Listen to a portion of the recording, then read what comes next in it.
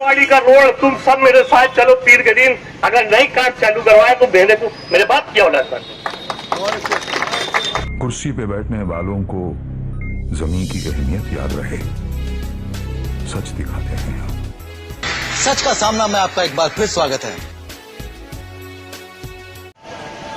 यहाँ पर आज जो ये सत्कार रखा गया है, ये शेख आसिफ साहब का सत्कार रखा गया है और कहना चाहिए डीपी हटी, ये डीपी हटना मेरे हिसाब से बहुत बड़ा काम नहीं है, लेकिन ये रोड जो बनी, ये बहुत बड़ा काम। आप लोग देख रहे होंगे कि हमारे मालेगांव यानी रोड के मामले में बहुत बदनाम है। बाहर से कोई आता है या मालेगांव के खुद भी लीडर बेचारों की जबान थक नहीं रही, चाहे वो जनता दल के लोग हो या मुफ्ती साहब के लोग हो, एमआईएम के लोग हो, शिवसेना के लोग हो और जो भी पार्टियां है, बेचारों की जबान ही थक नहीं रही।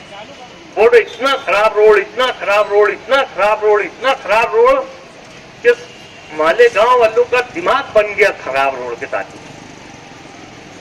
इतना वावेला और सही बात भी है, इतनी खराब रोड, ये तो वैसे ही साफ हो गया।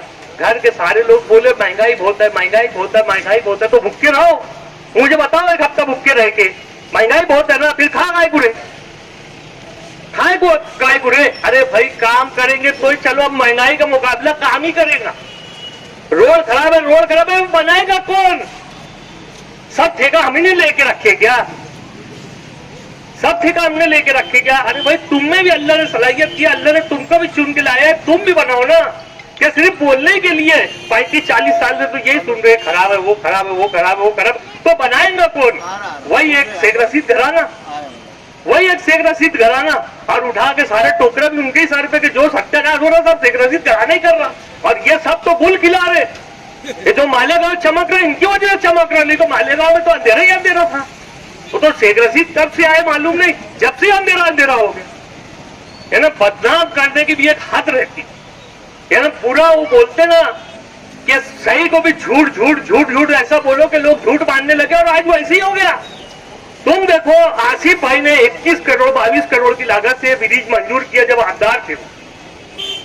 जब 22 करोड़ की लागत से बीजेपी के मुख्यमंत्री के रहते हुए वो ब्रिज को मंजूरी लाए और वो ब्रिज का काम शुरू हुआ। ब्रिज का काम देर सवेर हो रहा है। कोई भी चीज का एक रूल रहता, रूल से हट के कोई आदमी काम नहीं कर सकता। जैसे कि रोड बनाना है, गटर बनाना है, पाइपलाइन लगाना है, तो पहले सबसे क्या करेगा कि रोड बना के रखेगा क्या कि मस्जिद में जाने को बहुत तकलीफ हो रही? अरे नहीं, मस्जिद में जाने को कितनी भी तकलीफ हो, पहले उसको पाइपलाइन डालना पड़ेगा, उसके बाद गटर बनाना पड़ेगा, उसके बाद तीसरा काम रोड बनाना पड़ेगा। इसको बोलते कायदा।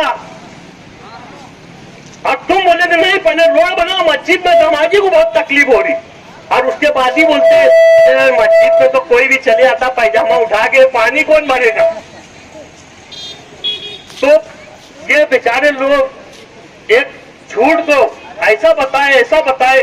चलो ब्रिज का काम आसिफ भाई आमदारगी में शुरू हुआ और आज तक की आमदारगी में वैसे ही पड़ा।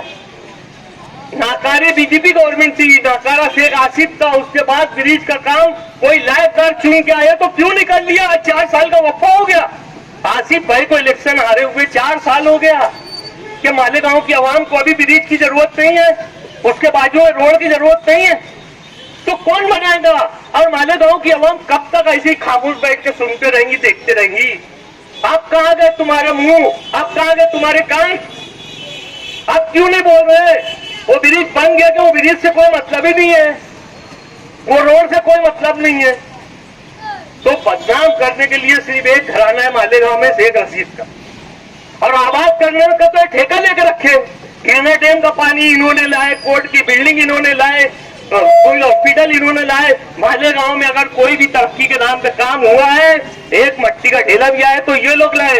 शेख रशीद साहब ने, शेख आसिफ साहब ने तो कुछ भी नहीं किए। ये बेचारे ये सब उजाला जो दिख रहा है इनकी वजह से दिख रहा मालेगांव में। मैं आपके माध्यम से उनको ये बोलना चाहता हूँ, चुल्लू भर पानी में डूब के मर जाए। मालेगांव की आवाम का काम तो आज तक किए नहीं, सिर्फ उनके जख्मों को खुरकते रहते कि रोड खराब है, रोड खराब है, रोड खराब है, तो तुमको किसने रोका रोड बनाने से? दूसरी पार्टी वाले ने रोकी है किसी ने कि एक दूसरी पार्टी को एक दूसरा आदमी रोक है, और रोकने से अगर काम रुकता है तो हमारा काम क्यों नहीं रुका? फिर ये मान लो कि हम सबसे शक्तिशाली लोग हैं, ये मान लो फिर कि हम ही सबसे ताकतवर है और तुम निकम्मे, तुमसे काम हो नहीं सकता। ये काम करके बताए शेख रशीद साहब ने, शेख आसिफ साहब ने और उनकी टीम ने। ये जो डीपी का काम है, कोई एक चैनल वाला बोले हमारे माध्यम से हमने बोले तो डीपी हट गई, कोई बोलता मैंने अर्जी दिया तो हट गई। वो बेवकूफों को ये नहीं मालूम ये डीपी हटने के लिए 6,63,000 रुपया कारपोरेशन खर्चा करी तो ये डीपी हटी, ये सत्यनगर के पोल हटे। और कोई भी बेवकूफ आता बोलता मैंने एक अर्जी दिया हो गया, मैंने माइक में बोला कहीं तो हो गया। अरे एक लाइट नहीं जल सकता माइक में बोलने से, जबकि मैं ये दावे से बोलता कि कोई भी एक आम आदमी भी 2 काम कर सकता, उसके हाथ में रहता है। तो कहीं का लाइट बंद है वो बताए नंबर तो लाइट चालू हो जाता, या गटर भरी हुए तो गटर साफ हो जाएगा। लेकिन मैं बोलता लाइट भी अब चालू नहीं होता, लाइट भी जब से ठेके पे गया और ठेकेदार किसकी सुनता ही नहीं। और हम है कि देखो कहीं का भी लाइट बंद होने नहीं देते। तुम हमारा वार्ड देख लो या तुम्हारे गांव के कोई भी वार्ड के लोग आपको आके बोले कि हमारा लाइट बंद है 2 महीने 3 महीने से 1 महीने से, अब फौरन उसको चालू करवाते। हमारे कान पे सिर्फ बात आना अल्लाह के करम से, बड़ी बात नहीं कर, खाली यहाँ माइक लेके बोल नहीं रहे। ऐसा करते कि लोगों को लगता कि जादू हो गया, अरे अब भी बोला अब भी चालू हो गया। ऐसा करते, हम उसको अहमियत नहीं बताते कि 15 दिन तक इसको ही दौड़ाते रहो और वो फिर आखिरी में 16वें दिन हम काम करेंगे। नहीं, अब भी आया अब भी कर और जा, कल आ मत मेरे पास यही लेके कि लाइट मेरा बंद है, रहा तो दूसरा काम ले गया। तो हम जो शेख रशीद साहब के साथ है, जो शेख आसिफ साहब के साथ है, जो तायरा मैडम साहिबा के साथ में, हमारा काम यह है कि हमारे पास कोई भी है, रियाज भाई हो, निहाल भाई हो, चाहे मुन्ना भाई हो, चाहे असलम अंसारी हो, कोई भी हो, जो उनसे लग के है, जो उनके लग के जिंदगी पहचान है, उनका काम यही है कि उनके पास कोई भी जाएगा इंशाल्लाह हम काम करने की कोशिश करते और अल्लाह हमारी मदद करते। हम कोशिश करेंगे तो मदद आएगी। खाली 35 साल 40 साल आमदार रहने के बाद भी बोलेंगे रोड खराब है, रोड खराब है, रोड खराब है, तो मदद नहीं आएगी। तुम कोशिश करो, इंशाल्लाह सब कुछ है। मैं हर मीटिंग में जहां मेरे हाथ में माइक आता, जहां मैं इंटरव्यू देता हूं, वहां ये बोलता कि हमने अभी तायरा मैडम साहिबा के टाइम में 2021 में जो बजट बनाया था, 21-22 का बजट, वो बजट में हमने मालेगांव में जितनी खराब रोड थी वो सब हमने मंजूर किए। लेकिन बस किस्मती थी हमारा टाइम खत्म हो गया। टाइम ऐसा कभी हुआ नहीं खत्म, यानी अक्सर ऐसा होता कि इलेक्शन कब मेंबरी खत्म होने से पहले इलेक्शन हो जाते, लेकिन आपकी हमारी किस्मत खराब ऐसी कि मेंबरी खत्म हो गई, अब 8वां महीना चालू है और इलेक्शन नहीं हुआ। नहीं तो हमेशा ऐसा नहीं होता था, हमेशा ऐसा होता था कि अगर मई में मेंबरी खत्म होने वाली तो अप्रैल में इलेक्शन हो जाते थे, या मार्च में इलेक्शन हो जाते थे, या मई में इलेक्शन हो जाते थे। यानी हमारी मेंबरी खत्म होने से पहले जो तारीख को मेयर बैठने की तारीख है 15 तारीख 15 जुलाई, वो तारीख से पहले इलेक्शन हो जाते थे।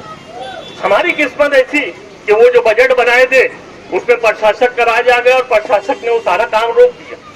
अच्छा, रोकने के बाद मैं बार बार अपने इंटरव्यू में, मेरा कई इंटरव्यू आप देखेंगे, मैंने उसमें बोला जो रोड वालों को तकलीफ है, जो रोड वालों को तकलीफ है, चाहे वो पवारवाड़ी का रोड हो या मालेगांव स्कूल के सामने का रोड हो, आगे महफूज का रोड हो, ये सब रोड हमने मंजूर किया है।